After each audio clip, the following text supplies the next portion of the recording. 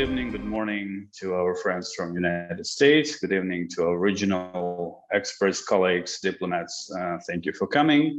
It's another meeting of the South Caucasus Dialogue platform format. And today we, unfortunately, I would say, discuss current developments in wider region, in Europe, in Black Sea region, what's happening and how current confrontation, I would say, affect the South Caucasus countries, its security. And our distinguished speakers today are Ambassador Jan Kelly, who is a former ambassador to OSCE in Georgia, Mr. Luke Coffey, who is the director of the Ellison Center for Foreign Policy Studies at the Heritage Foundation, Mr. Richard Garikasan, who is the director of the Regional Studies Center, Mr. Ahmad Ali, director of the Caucasus Policy Analysis Center, and Ms. Teona Kubardia, who is Georgian Parliament member and deputy chair of the Committee for Security. I hope Teona will join us soon. So I would like to start this discussion, as it was mentioned, from evaluating from the Western perspective, what is the current status, how attention to Georgia and South Caucasus security. Do we need more attention from the West? Because yes, we see a lot of attention towards Ukraine, and it's perfect, it's very good. But could Georgia be under some security threat at the moment? And I would like to start from Mr. Luke Coffey. Please, your evaluation, your opening remarks. As I mentioned, each speaker will have 5-7 minutes, please. Thank you, Igor, and I want to thank you for arranging this South Caucasus dialogue format to bring all these voices together to discuss these important issues. And hello to everyone, all the familiar faces and friends on the screen. Great to participate in this. Looking at this from the US point of view, I think that the current crisis we face in Ukraine today, the road that brought us to this current crisis in Ukraine first passed through Kabul. I do believe that many American adversaries are looking at this administration from a point of weakness and indecisiveness. And they're willing to test this administration in ways they wouldn't have done so otherwise had the situation in Afghanistan not turn out the way it did.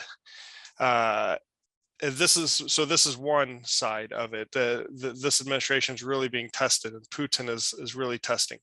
The second side, though, is that the Biden administration has shown that it's more focused and interested in implementing a robust domestic agenda.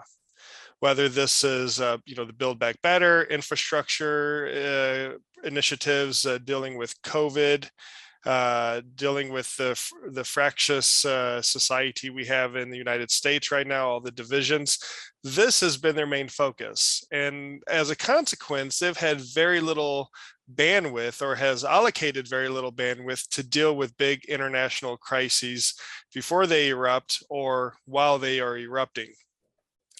There are, of course, a couple of exceptions to this. The administration has been focused on China as a foreign policy issue. The administration has been focused on climate change as a foreign policy issue. But conveniently, if not coincidentally, both of these issues, China and climate change, deal also with domestic issues here in the United States. So right now, I think that the administration is trying to play catch up with what's going on with Ukraine and security and stability in Central and Eastern Europe, especially among the NATO states. We've seen some good initiatives taken recently, putting the 8,500 U.S. troops on standby as part of the NATO's NATO response force, the additional deployment of a few thousand troops to Poland and Germany and to Romania, the boost in U.S. LNG exports. But all of these things should have been done months, if not years ago. I mean, perhaps going back to the time that President Biden was Vice President Biden, and certainly during the Trump administration, more of this should have been done. So now every time we do something in the middle of a crisis, it sort of looks escalatory on our part, when we should have been taking these prudent deterrence measures years ago, if not months ago, before this crisis started. Now, in terms of how this impacts the South Caucasus region, I'll leave this to the regional experts that are on the call, although I will offer my 2 cents. I do think that with so much of the international community, especially in the West, focus on this crisis in Ukraine, the situation in South Caucasus will not get the amount of attention that it deserves, especially at a time where we seem to be on this cusp of Turkish-Armenian normalization, which would bring huge benefits to all sides in the region. When we're on the trajectory of finding solutions to Armenia-Azerbaijan tensions, now all of this international attention and bandwidth is being sucked into Ukraine. And I understand that Ukraine is kind of the crisis of the day. Now, I feel like that, especially in the West, we've lost this ability to multitask and to take a very sophisticated and nuanced approach to all of the different foreign policy challenges we face, and we can just kind of deal with one crisis at a time. I often hear from some of my Georgian friends how they could use the crisis in Ukraine to kind of raise awareness of what's happening in Georgia. And to my response is I would be careful what you wish for, because you already face enough challenges, whether it's from Russia or domestically, if I'm being frank. I would, try to focus on, getting your house in order. And of course, being vocal in your support for Ukraine and Ukraine's territorial integrity and your support for Ukraine. But realize that, right now the international community is mainly focused on Ukraine because of the more than 100,000 Russian troops along Ukraine's borders, and that Georgia in a way ought to be grateful that they are not in the same situation that Ukraine is in right now. Now, that being said, I do feel like that Russia is using the focus on Ukraine to do things in Georgia that causes problems. We see this ongoing borderization taking place. Just recently, just last week, Russian FSB and Russian-backed so-called local officials in Shkin Valley again moved the boundary against the will of the Georgian government and in violation of Georgia's territorial integrity. And nobody discusses this or talks about this because everyone's focused on Donbass, right?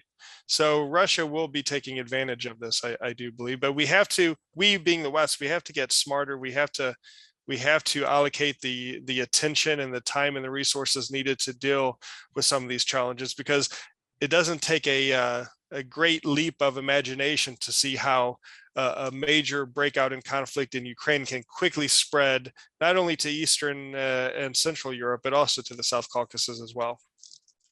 Thanks a lot. Thanks a lot for your opening remarks. And I would like to give the floor to Ambassador Kelly. And if possible, Mr. Coffey just mentioned, yes, Georgia has less problems than Ukraine now for sure, but enough problems in general. But I would like to ask you, please mention a bit, do you believe that in the framework of the current crisis, and we in Georgia already see increase of pressure on behalf of the Kremlin in regard to Crimean annexation, in regard to kidnappings on the occupation line, do you think that Georgia may become a target for Russia now? And how Georgia should defend itself and how partners should help if they should? Please, Ambassador. Well, thank you. Thank you very much, Yegor. And it's good to see on the screen friends, and I look forward to this discussion of the situation in the South Caucasus. So I'm basically going to build on what Luke said. I agree with almost everything that he said. I agree that the road to the Ukrainian crisis did go through Afghanistan. But I would take it back even further. I think that Putin learned the wrong lessons from the reaction to the 2008 invasion of Georgia. and the almost complete failure to impose any costs on Russia. Rather than imposing costs, of course, the Obama administration said, let's reset the relationship. So I think Ukraine in 2014 was a direct result of that. Of course, the administration did impose sanctions for the annexation of Crimea and got some good unity with Europe, but those sanctions were very targeted, were not designed to impose real strong and broad costs on Russia. So I think in the present situation, Putin has looked at what he sees as Biden's extreme reluctance to get involved in foreign conflicts, pulled out of Afghanistan, and of course his administration is full of former Obama appointees. I don't want to pile too much on the Obama administration, but I think they also misinterpreted some of the priorities, foreign policy priorities that that the Biden administration put out in their messaging, putting China as the main adversary, the main threat. The whole idea that what they want is a stable and predictable relationship with Russia, and many interpreted that to mean, we expect you to go sit in the corner and not cause any trouble. So the initial messaging, I think, was off message, let's say, but I will give them excellent remarks at how they've adapted to this situation. They have done an excellent job coordinating with the allies, coordinating with the European Union. I think also Putin didn't appreciate the difference in the upper leadership in foreign affairs in the Biden administration, the difference from the Obama administration. And the difference is that you have committed transatlanticists at the top of the White House and at the top of the leadership of the State Department. Regarding Georgia, I don't want to take too much time in my opening statement. I think many of you, especially my Georgian friends, know that I have very strong opinions about Georgia and its reaction to the situation in Ukraine. It's interesting that there's only one Caucasus leader who has actually gone to Kyiv and proposed some concrete strategic cooperation and also Black Sea exercises, and that's Azerbaijan. My Georgian friends know that I am disappointed at how Georgia has not reached out at the highest levels to the Ukrainian leadership, has not proposed any kind of strategic cooperation like Azerbaijan has.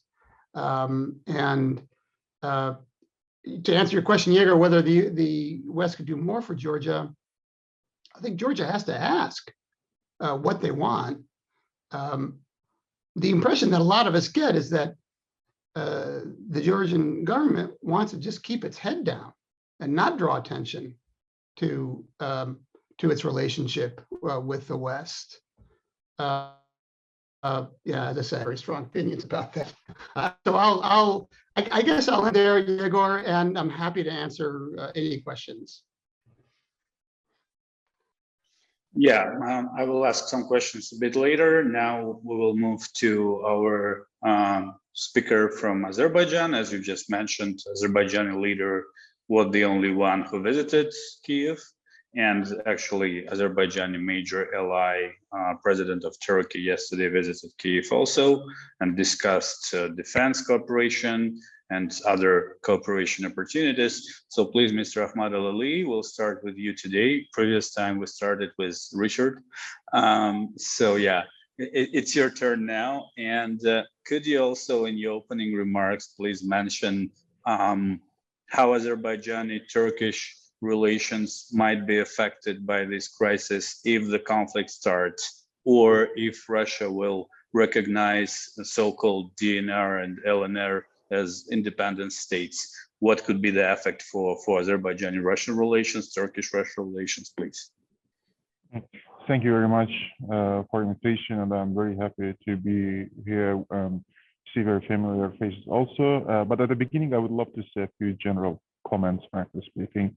So the first thing what I saw when I saw the title of this forum, the West and the South Caucasus, the implications, Western Russian implications for the South Caucasus, the first question that I saw was, who is the West now, and who is the South Caucasus?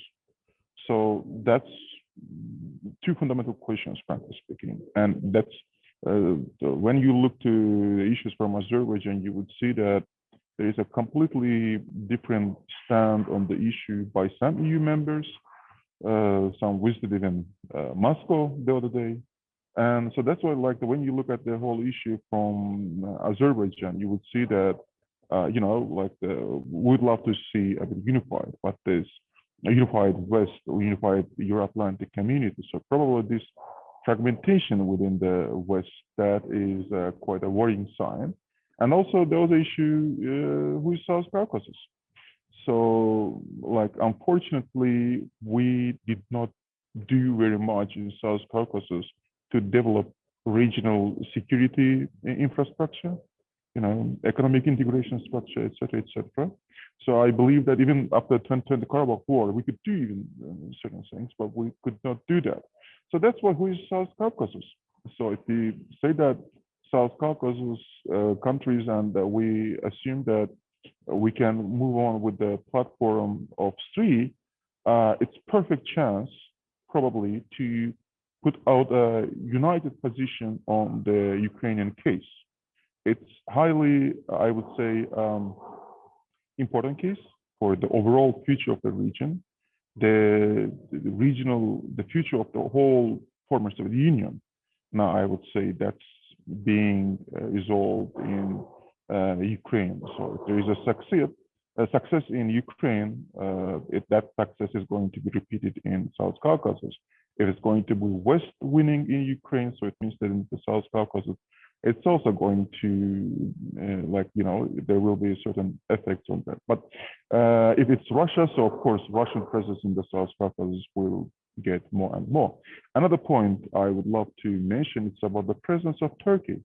Turkish presence in many regions, it's quite a balancing factor against Russian presence. And so sometimes when we talk to the European diplomats, the Western diplomats, experts, we could see that there is a misunderstanding of the whole issue. It's like sometimes they mention pan-Turkism as the Turkish ambitions, but in reality, you would see that Turkish role in these regions, it's more about balancing Russia. So that's why we need it. We need some powers to balance Russia in South Caucasus, in Central Asia. We would love that if these forces were United States, European Union, and other liberal democracies, but now this is this role is kind of taken by Turkey. Turkey is the only country right now which has the combat experience against the Russian forces in the various places around the world. So I believe that it should be used. So, but going back precisely to your question, that what will be the role of Azerbaijan in this, if there is a war in Ukraine, I believe Azerbaijan is going to copy Russia's role during the 2020 Karabakh War. So what Russia did back then, Russia helped its strategic partner, but also worked for peace in the region. So it did everything possible that Armenia and Azerbaijan stop having a war and move to, sign this three-party statement and move to the peaceful phase of the post-conflict station. I believe that the same thing is going to be done by Azerbaijan, and Azerbaijan is going to assist its strategic partner with all possible means. President Aliyev's visit to Kiev is a strong signal, and I am coming to this meeting from another event, the event dedicated to the establishment of the diplomatic ties between Ukraine and Azerbaijan, 30-year anniversary of the event. And I saw that there is a special you know, the event and how it was hosted, there's a certain signals that now it's highly special for Azerbaijan to show that it supports Ukraine because, as I told you earlier, the whole fate of the region is going to be decided in Ukraine. So that's why Azerbaijan is working in this direction. But also Azerbaijan, together with Turkey, is going to work for mediation. And I believe that if Turkish mediation is not acceptable for Russia, Azerbaijan mediation is most suitable in this context. So, and this development is promising quite interesting process in the region. So I will stop here. If there's any questions, I would be happy to answer. Thank you. Yeah, thanks a lot. We will get back to questions a bit later. Now I would like to ask Mr. Richard Garkasan to make his opening remarks. And if possible, Ahmad just mentioned some joint position from the South Caucasus in regard to Ukrainian crisis or possible aggression against Ukraine. Do you believe, I'm very sorry for asking, there could be any joint position from the South Caucasus in this regard, please? Well, I think in many ways, the potential for a joint position is only driven by the fact that we're all suffering from Russia's position. In a strategic sense, Russia has the initiative right now. It is intent on revising and resisting the architecture of security in the broader context. This is all about the South Caucasus, in terms of the aftermath, becoming ever more a region at risk. Again, sphere of influence, the near abroad. This is where Russia has the initiative, and the West, again, is on the back foot, reacting. What we also see are three specific analytical points from my perspective in Armenia. The first is, Russia, in my opinion, is dealing from a position of weakness, not strength. Insecurity, not confidence. Over the medium to long term, Russia now is in danger of becoming overextended by an arrogant reliance on coercion and pressure with little economic attraction or seduction, as we see from the West. The real threat here in the South Caucasus from the Ukraine context is the independence and sovereignty of Armenia, Azerbaijan, and Georgia is in danger of being eroded, even mortgaged. In this context, what worries me most is the current situation undermines the potential opportunity that did exist post-war in an accidental convergence of interests between Russia and the West in pursuit of post-war stability and to prevent renewed hostilities, where the comeback of the Minsk Group, European Union engagement, would legitimize what was a unilateral Russian deployment of peacekeepers. It would, unfortunately, legitimize and give credibility to what is being imposed by Russia on the region.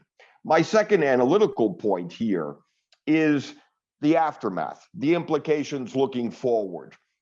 Clearly, after being rejuvenated and bolstered by Kazakhstan and that quick, easy deployment, Russia will be expected to tighten the pressure on the Armenian government to be even more subordinate and submissive.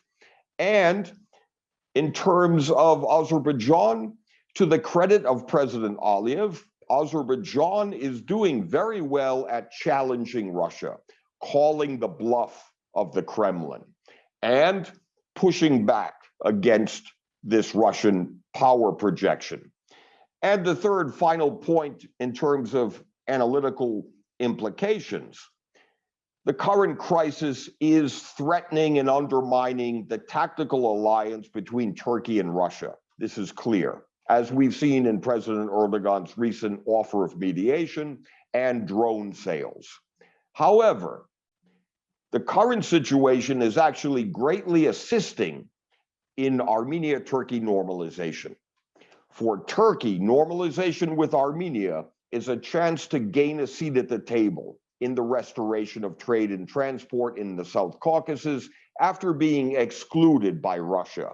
And in this context, from my very selfish, limited agenda in favor of normalization with Turkey, this helps and doesn't hurt. It also exposes Armenia's dangerous overdependence on Russia and strengthens more the appeal of the West in contrast to what is arrogant coercion and pressure from Moscow. They are characteristically not very subtle in this power projection. But at the same time, the view from the Caucasus, Armenia, Azerbaijan, and Georgia, this is a challenge, perhaps an opportunity for us.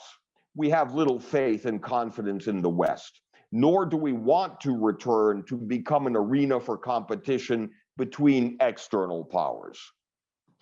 And in conclusion, I have no conclusion. This is very much a dynamic, not static process. But thank you. Thanks a lot. Thanks a lot. I will have some further questions to you. I hope Ms. ZONA Kubardi is here with us. Thank you. Thank you very much, Igor. Yeah, hello. So, yeah, Ms. ZONA Kubardi, who is the Deputy Chair of Georgia's Parliament Committee on Security, please, your opening remarks on Georgia's security, Georgia's role during this crisis, and what effect this crisis may bring to Georgia, please. Well, thank you again for this opportunity. I'd like to welcome all familiar faces, friends on this panel, and what are the situation? What is the situation in Georgia and how it affects Georgia? Firstly, I would say that despite the official government's position, which is position is to hide and to wait what will happen. Of course, we all know that it will have the direct implication on Georgia's national interest because Russia is threatening not only Ukraine's sovereignty, but sovereignty of Georgia by drawing the lines and having these spheres of privileged interest or spheres of influence. Yes, if Russia is successful in Ukraine, Georgia's national interests are also in danger. And unfortunately, we don't have this kind of common understanding or common approach towards it, which was very visible with the discussions in the parliament with regard of Ukraine support resolution. But therefore, we are here. It was very important visit yesterday when President of Poland visited Georgia, and he made the statements, as well as all the statements from the Western allies are very clear that there are Russian troops occupied on the occupied territories, and Georgia, as well as Ukraine and European security is in danger. And I must agree with Ambassador Kelly that before the war started in 2008, it was Russian President Dmitry Medvedev's initiative about this pan-European security pact. And by that time, it was already very clear that there was this Russian revisionist policy on the ground. And unfortunately, West reacted very late on the Russian threat after the Crimean annexation. And even now, there are attempts of providing the unity and the common strategy towards the Russian threat and how to contain and how to deter Russia with its aggressive steps, which address not only Ukraine and Georgia, but also the European security. So the situation, what we are having now, it affects everybody. But in terms of what Georgia should do, and I disagree with the policy of the ruling party and the government that we will wait and see what's going to happen. There are many important things going on, and firstly, it's US supporting Ukraine's sovereignty and providing the arms to defend the country. And it's very important and very interesting for me to see the new alliance or alignment of UK, Poland, and Ukraine. Yes, I'm really ashamed on behalf of my government that from my region, South Caucasus, I do consider myself as a Black Sea region, but still we are considered by the West as a South Caucasus, that only President Ali visited Kiev, and not my government representative was in there. And this is a shame to me, and this is a betrayed thing of national interest of the country. But therefore, these new opportunities, where there are the threats, there are always new opportunities. And despite these threats, I think that Georgia should seek the new opportunities with this current threat, and Georgia should be more active with their partners and allies in order to increase the defense capability of Georgia and increase the opportunities not to be alone with Russia.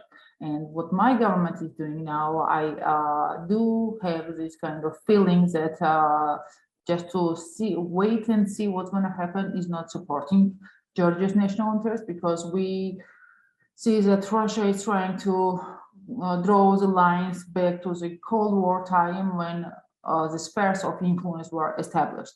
And in my opinion, it's not only to support Ukraine's sovereignty, but it's also to support Georgia's sovereignty and Russian assertive policy and Russian aggressive acts against Georgia's territorial integrity and sovereignty, and this borderization process and deep humanitarian crisis. It's an argument that there is a failure of Georgia's dream policy towards Russia. So we should be careful, but we should act. And what I have the problem with the ruling party is that I don't see the actions from the government with regard of the crisis, because it's not only deterrence, it's not only defense, it's also having a proactive foreign policy with our partners and allies, and to seek the opportunities despite the crisis. And if I would be them, I would seek those opportunities, and I would try to be more proactive in terms of the foreign policy, despite all these kind of threats and fears. And fear is not the strength, fear is a weakness. And the main problem is now the current policy of the government, which is in fear and not reacting towards the national interest of the country, which is the democratization, which is the NATO and the integration, and which is also to preserve the sovereignty and territorial integrity of the country. Thank you. Yeah, we're starting questions answer section, and I will actually tell Anna, please, I will ask you now first. Very good question in the chat, and please, you can send messages in the chat if you want to ask something about Guam, like which role can Guam play in the current crisis? Actually, it is the question I asked not so long ago during some conference of Rondella Foundation, because yeah, 3+3 and etc. Georgia will never enter. It's some kind of dangerous formats initiatives. But the Guam project sounds not bad in this situation, maybe to revive it. What do you think about the Guam, and could it be used now? I fully agree. Guam is a format which should be used. Also, I do believe that this association trio format, which was created with Ukraine, Georgia, and Moldova, with a very important wording, and also we do share the common threats from Russia, and we do have these Russian occupation forces in our territory, could be also used for these new opportunities for Georgia. When I'm talking about this Ukraine, Poland, and UK cooperation, there is Turkey, which is the strategic partner of Georgia, and we do have the strategic partnership with UK. Also, when we talk about the Black Sea security, we are there. So yes, it's Guam, and there are many platforms and formats which Georgian government should use and is not doing that. But again, this is the failure of the strategic thinking, which is not in the sake of the national interest of the country, but only the party or oligarchic interest of the state, what I see. And the main problem is the lacking of the strategic thinking for the country's interest in here, but therefore we will try our best in the parliament to push the government in order to at least to discuss the issues which should be discussed, and there is no discussion of the policy and of the security issues in here so far. Thanks a lot. Thanks a lot. Just to add, Georgia has a very great motto, strength and unity, but I would like to add that this unity should be built somehow. Yeah, thanks a lot. And I'd like to move, if you have, I know that some people have questions, you can raise your hand and ask. And for now, I would like to ask Mr. Lukafe, please, to comment. Now we're discussing here in the region that Georgia may become, when I say Georgia, of course, it affects the whole region also, may become a target for Russia when they see such a great support to Ukraine, and they maybe understand, Putin maybe understands that attacking Ukraine is not a way out now, but he needs some successful case. So there are discussions about, for example, some steps in regard to occupied territories, South Ossetia and Abkhazia, so-called South Ossetia. Do you think that Putin Kremlin may continue this crisis, attacking in some way Georgia? I actually think that there are ways that Putin can still, well, as Richard said, and I love that his remark about he doesn't have a conclusion because it's a very dynamic, I'm going to steal that for future talks, but this is a very dynamic situation in Ukraine. And I don't think that we've come to the end of the road. And I think it might be premature to talk about Putin unable to deliver his objectives in Ukraine. So he's going to move to an easier target, which is Georgia.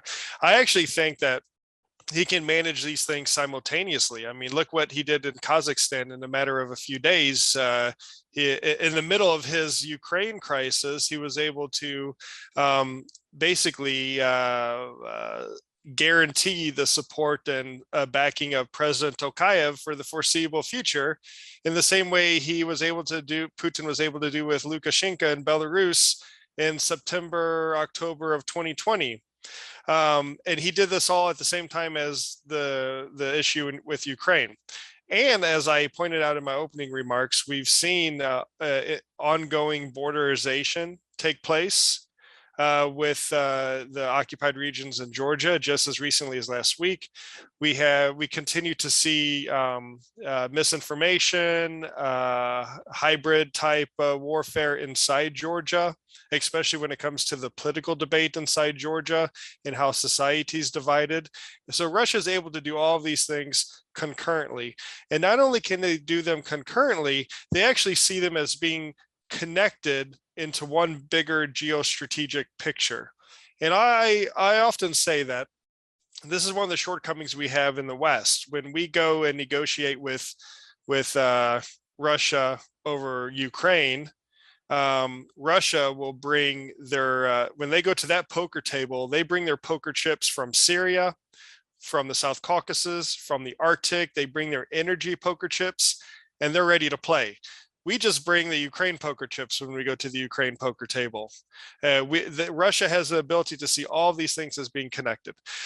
So I wouldn't say Putin is out of options to save face in Ukraine, or he's exhausted his possibilities and he'll move on to easier targets. I think this is an ongoing dynamic situation. Thanks a lot. Thanks a lot for your answer. And Ambassador Kelly, the question we see, and you mentioned actually that Azerbaijan is the only country whose leader visited Ukraine. Do you believe that it could be Guam or, for example, cooperation with Turkey, who is now actively supporting Kyiv. We saw the visit yesterday. We saw agreement about this Bayraktar drones and etc.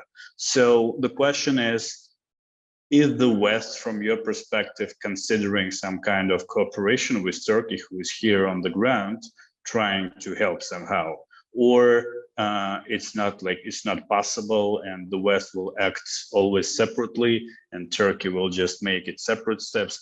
Like we may build new alliances when we see this security threat. Do you think it's useful or not? Yeah, thanks, Yegor. On the issue of Georgia not being as forthright as, say, Azerbaijan and expressing its support for Ukraine and its and not pushing back against Russia.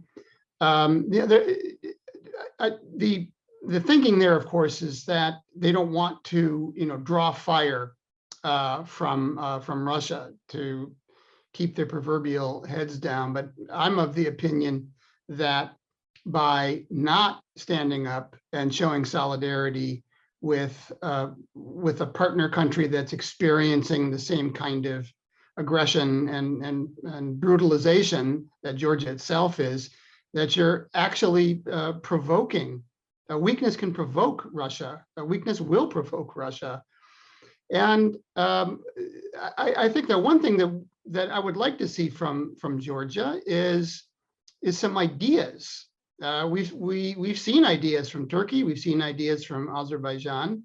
And one way that they can minimize being a lightning rod for Russia is to do things in concert or in cooperation with other regional and especially other Black Sea powers like Guam, the Aliyev, and I'm sure Ahmad has many more details than I could get from a couple news stories, but proposed a kind of a trilateral strategic forum, Azerbaijan, Ukraine, Turkey. There are existing formats out there that Georgia could take the lead on or could integrate with in the case of the trilateral strategic forum. So Georgia, it really has to do more in cooperation with other partners, especially around the Black Sea region.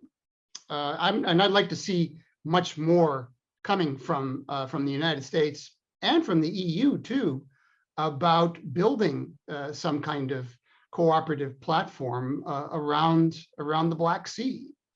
As Luke said, the reaction of the United States has been far too reactive. Reacting to to various threats and challenges and outrages, rather than trying to build some kind of defensive infrastructure or an infrastructure to build resilience among the frontline states. And regrettably, I don't see those kinds of initiatives. Thanks a lot, Ambassador. Unfortunately, Ahmad left us because he has left the conference because he has some European events, and it's very important. And so I will address this question to Teona because Teona is in Georgia. Again, we will not take regional cooperation. Maybe Richard will come and address the issue. But do you see this current crisis may affect regional ties? Because Armenia is a strategic ally of Russia, Azerbaijan, strategic partner of of Turkey and Georgia. So may it affect these ties also? Well, firstly, Russia is trying to target the sovereignty and to draw these lines of spheres of influence. So, of course, the region will be in that if Russia is successful, and I'm hoping that it's not, and it will affect the regional stability as well, because what we have, despite of Azerbaijan victory, We do have the Russian so-called peacekeepers, and I'm always calling it so-called because we do have the experience in Georgia how Russia played its role with its peacekeepers to initiate the war and also to attack Georgia's interest and sovereignty. So it has a leverage in the region with its militaries. That's the one issue. Another is it was very important to see the messages of President Aliyev in Kiev, and it was not only agriculture and it was not only energy sector, but it was also the transport and transit corridor opportunities, as well as military cooperation. We all know that the military industry is developing with Ukraine and Turkey, and this is something like going to the security field. So there are a clash of interest, and we all know that Turkey is the greater supporter of Georgia's and Ukraine NATO membership. Turkey is a NATO ally, and it's the country on the Black Sea, which historically had the rivalry with Russia. So yes, if there is certain military escalation from Russian Federation against Ukraine, it will directly affect the situation in our region. I'm not talking only about Georgia, I'm talking about also Azerbaijan and Armenia. And it will be very difficult for Russia, but therefore it has the leverages, and the direct leverage is these so-called peacekeeping forces, which can be used wherever Russian policy and is considering to be used. And Georgia, again, it's a very good example of it. So interests are here from Azerbaijan and Turkey in terms of supporting Ukraine and in terms of the cooperation with Ukraine, and interest from Russian Federation is also there. And when we say that it will deteriorate the European security, it will deteriorate also the security in our region. So it's very important from the leaders not only stating their position, but play their role in order to deter Russia and contain Russia, not to admit the direct military conflict. If possible, Tana, just briefly, there is a question. I'm not sure about the ending of this question. It mentions the ongoing borderization that Mr. Coffey mentioned already. And the question is, will this crisis affect limited dialogue between Georgian authorities and so-called authorities in Shin Valley? I don't know what this dialogue is, but like, will it affect somehow? Well, here in Georgia, government is claiming and they're trying to say that this is the only government with whom Russia did not have the direct conflict. And so I'm very sorry for interrupting. It's a good question. For example, IPRM. Yeah, this is the issue. So it's IPRM, exactly. Yeah, but when we talk that government claims that there was no indirect military intervention with this government from Russian Federation, I disagree with that, because we do have this creeping occupation and annexation process. Just last year in June, this parliament, with my request, they adopted the resolution when the annexation of Abkhazian village was already condemned by the Georgian parliament. And this process not only of this village annexation, but also this so-called agreements, these are the steps toward annexation. And IPRM, this format is not very successful, and none of the formats can be successful if there is no Russian will. And yes, the borderization continues. It is more assertive than it used to be before, and it's not only detaining our population, but it's also, we did have the cases when our citizens were not only detained but tortured and killed in prison on the occupied region. So I don't think that despite whatever happens in Ukraine, Russia will be mild in here. This is the interest of Russia. And yes, if Russia is successful in Ukraine, all this history of the fight for our liberty and for our independence will be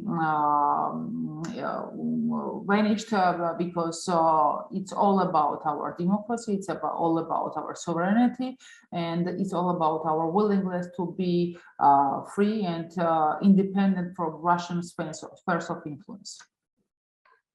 Thanks a lot. And Richard is back. And I want really to address this question because from my point of view, it's the most important question for the region at the moment. Of course, Richard has the same position as all we do, but like Armenian government may have some other positions, and Armenia is a strategic partner of Russia.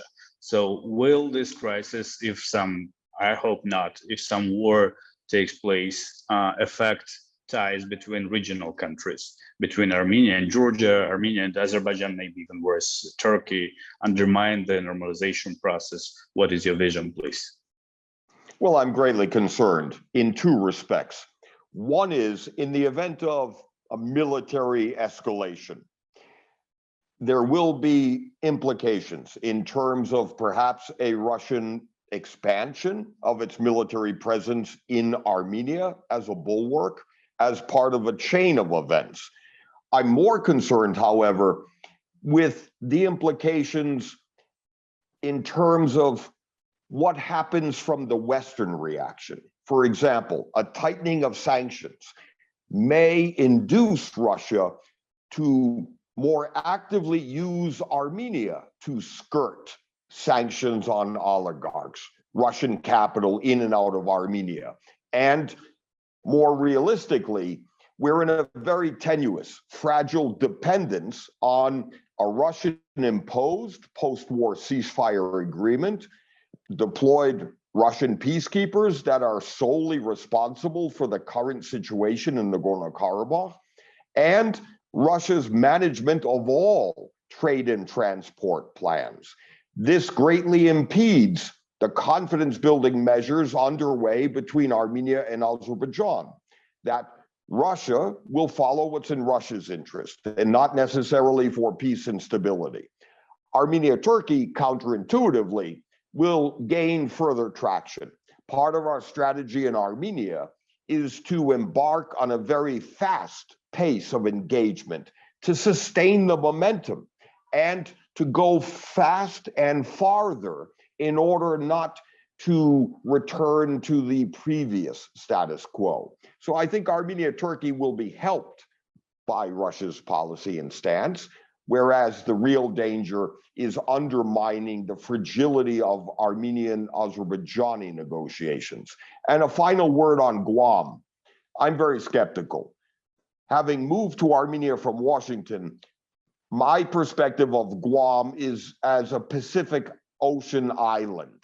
Guam is important in World War II history in the Pacific theater. I'm not very enthusiastic about Guam. I would encourage alternatives like the Black Sea Economic Cooperation Organization, which, believe it or not, landlocked Armenia is a founding member of BSEC with Turkey. This is something we can work with, but Guam belongs in the Pacific Ocean, in my opinion, no offense. Thanks a lot. Thanks a lot. Like we're now making final remarks already because our time soon will be out, and like I would like to ask Mr. Coffey to make remarks in regard with what you really believe Georgia, Azerbaijan. I don't know about Armenia because as we worked with Richard on assessing Russia's influence in Armenia. And unfortunately, it's quite big and even huge maybe at the moment. So Georgia, Azerbaijan, what can we do? Should we go for some new alliances? Should we revive some old alliances? Should we, I don't know, address the West more? And the major question, should the West address Black Sea region countries more? As I asked Ambassador Kelly, maybe you can add something, because as I see, Turkey for some time already is trying to cooperate with the West somehow on the ground in the region. Maybe it is useful or not. Your comments, please. Thanks. Well, the first thing that we can do, and by we I mean the United States, is show up. The last time, it's now a decade since the last cabinet level visit has been made to either Armenia or Azerbaijan. Georgia gets a little bit more love, but not that much more from senior U.S. Visits. And it seems like we're basically absent in the region. So I think that this would be the first step. Now, forget about building new alliances or whatnot. We got to build relationships first. If I was a Georgian or an Armenian or Azerbaijani looking at the situation, you know, I would really with you know, genuine interests look at ways that we can better integrate and work more closely together on economic and security issues. I cannot imagine how many billions of dollars in foreign direct investment have been denied to the region because of the frozen conflicts, because of the closed border between Armenia and Turkey, because of Nagorno-Karabakh. We need to encourage, the US needs to encourage these countries to find ways that they can work more closely together. And this should start at a very low level, confidence building, just getting around the table. Even events like this can help that debate take place. But right now, the US seems to be absent in the region, not only in the South Caucasus, but also on the other side of the Caspian, in Central Asia.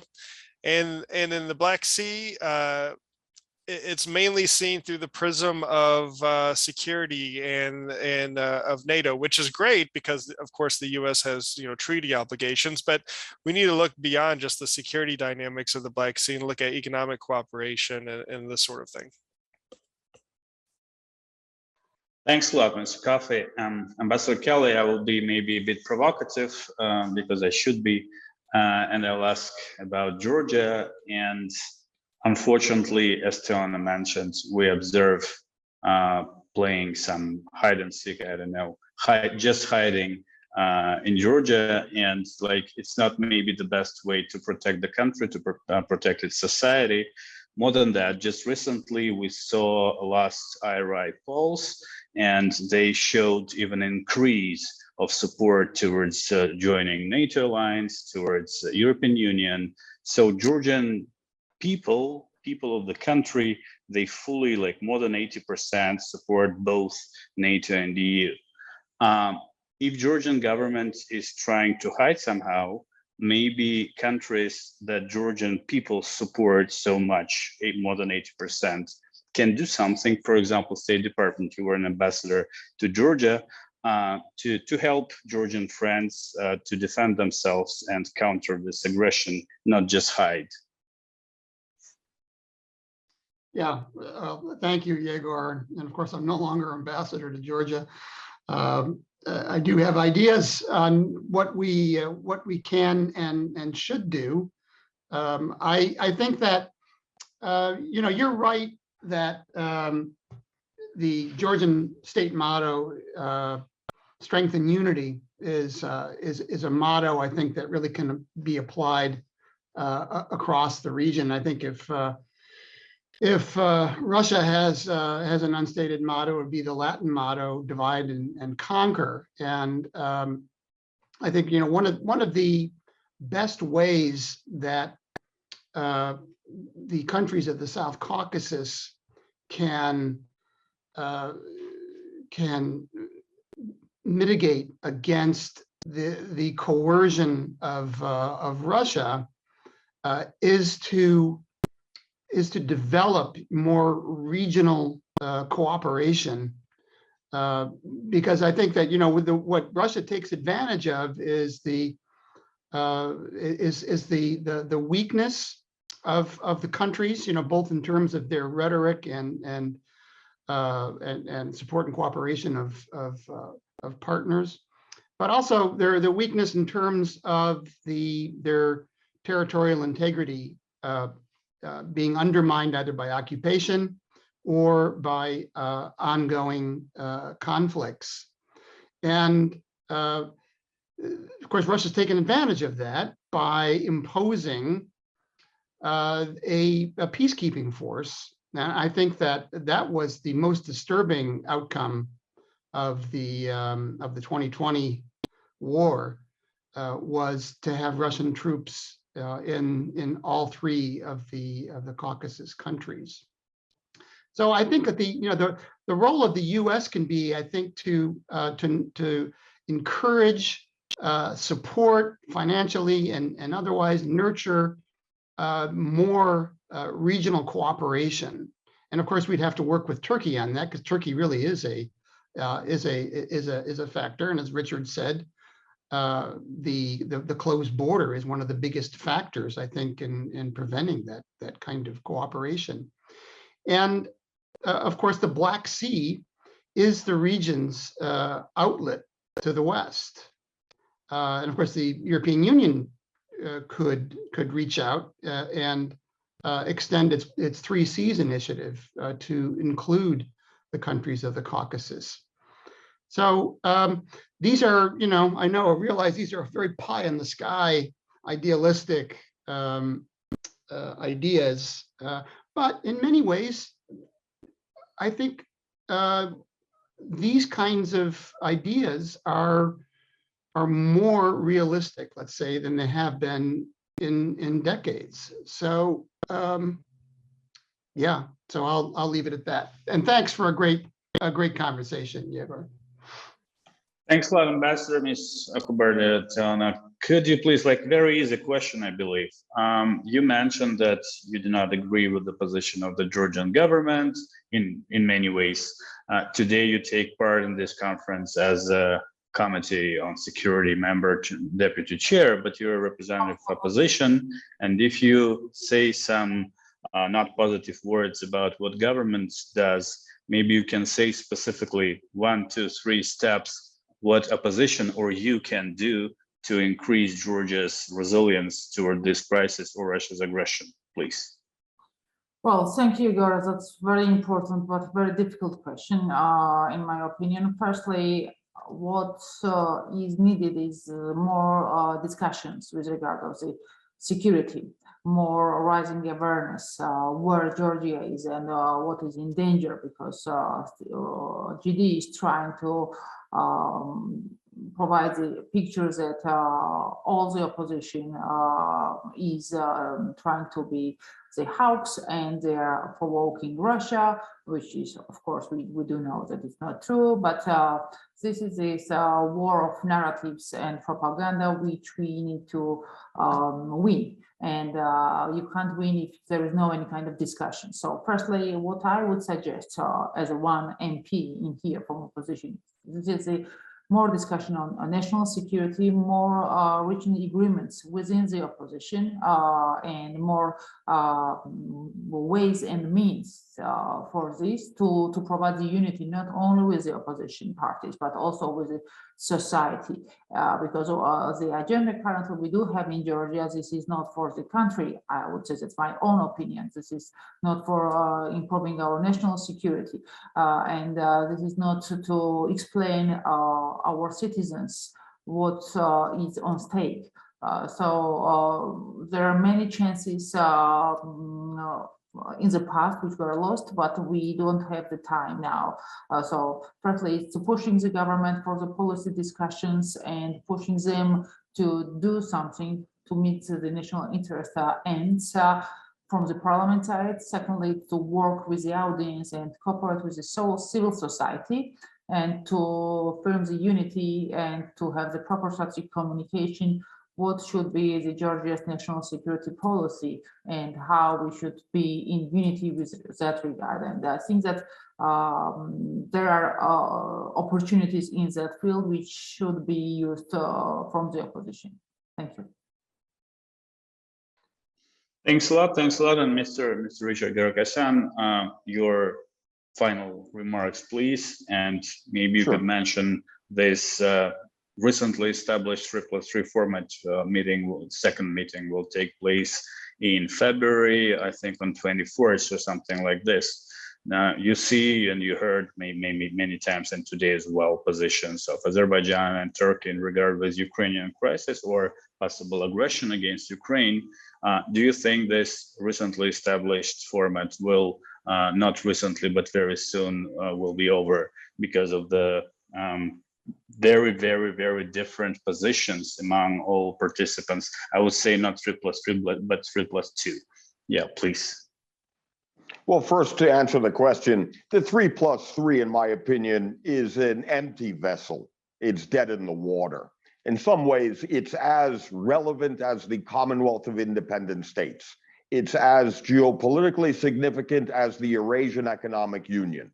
Yes, there is the reality, but in practice, the 3+3 lacks any real sincerity. It's somewhat disingenuous. What's interesting is the Armenian position. We engage in 3+3 only because we want to sit at the same diplomatic table on the same level as Turkey and Azerbaijan. But my own focus is even Russia is not pressuring the Armenian government to commit more to the 3+3. And at the same time, we have to focus on the original 3 in the region first. And then and only then can we look to 3+3 or 2. But I will say my urgent priority here, moving forward with Armenia-Azerbaijan, is the necessity for the complete return of all Armenian prisoners of war and detainees. This is the human side, where it's very difficult for us to move beyond the war. Having said that, I do want to close with 2 positive and significant trends. The first is Armenia-Azerbaijan has never, until now, recognized trade and economics as real incentives for peace and stability. Never before have they been able to embrace connectivity, trade and commerce. This is also crucial for a strategic reason. We're missing a crucial element: deterrence. The development of trade and economic interdependence offers a degree of real deterrence to prevent renewed hostilities from any direction. The second final positive trend, there's only one positive game changer underway. It's Armenia-Turkey normalization. And it could be the impetus to break beyond all of the barriers. And what we're doing now, the challenge is for us to rethink what it means to be neighbors in one region together. And coupled with the shared challenge of economic recovery from COVID-19, the timing may be very fortunate indeed. Armenia lost the war, but we may win the peace together. Thanks a lot. And I would like to say that I love when Richard makes final remarks, because Richard always has some positive ideas in the end, which is very good. Yeah, I hope we will meet soon again. I hope this discussion was useful, and I hope it was at least useful to attract a bit more attention to Georgia and to concerns that we have here in Georgia in regard to overall security situation and regional ties also, because I hope that what Richard says about how it should be, Armenian government will also listen to our discussion. I hope they will. Thanks a lot to all distinguished speakers and our guests.